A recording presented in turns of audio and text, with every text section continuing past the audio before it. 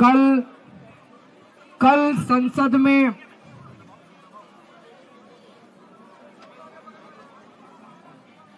संसद में देश के गृह मंत्री अमित शाह जी ने बाबा साहब अंबेडकर का बहुत अपमान किया, उनका एक तरह से मजाक उड़ाया।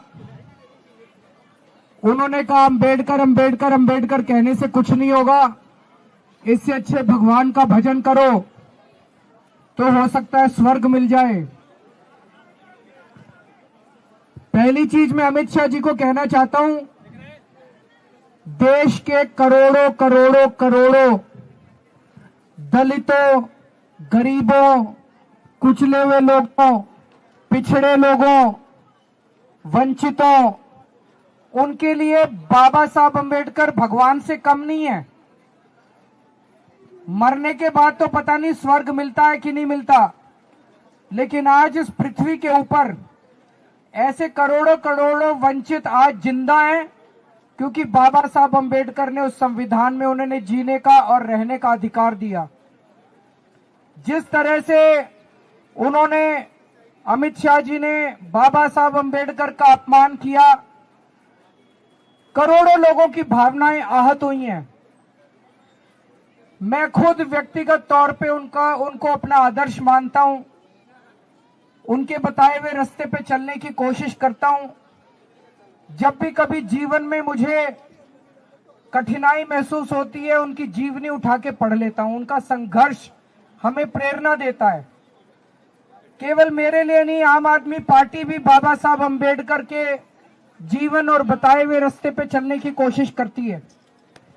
और मेरे जैसे करोड़ों लोग हैं जिनके आदर्श हैं बाबा साहब अंबेडकर, उन सभी करोड़ों लोगों की भावनाओं को आहत किया है अमित शाह जी ने। लेकिन आज जिस तरह से प्रधानमंत्री जी अमित शाह जी के समर्थन में उतर आए, उससे ऐसा लगता है कि जो कल अमित शाह जी ने कहा था वो भारतीय जनता पार्टी की एक सोची हुई रणनीति थी, जिसके तहत संसद में बाबा साहब अंबेडकर का अपमान किया गया। हम इसकी कड़ी शब्दों में निंदा करते हैं। अब यह साफ हो गया कि भारतीय जनता पार्टी बाबा साहब अंबेडकर के खिलाफ है, संविधान के खिलाफ है।